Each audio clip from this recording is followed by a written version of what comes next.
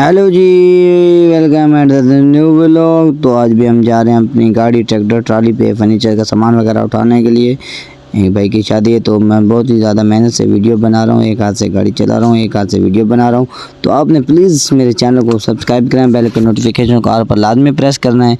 बहुत ही हम मेहनत से वीडियो बना रहे हैं। ये मेरे दोस्त अभी चढ़ रहे हैं, मतलब बख्श और मेहरबान अली, ये दो बंदे मेरे साथ है ट्रैक्टर ट्राली पे, क्योंकि अपने सामान वगैरह भी लोड करना है।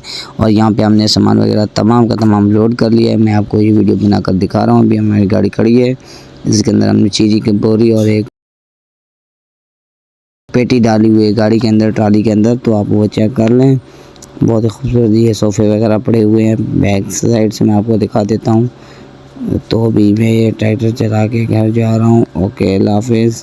आज का व्लॉग अच्छा लगा हो तो लाइक एंड सब्सक्राइब करें। हम मिलते हैं अगले व्लॉग में, तब तक के लिए मुझे इजाज़त दें। ओके, अल्लाह हाफिज़, बाय बाय।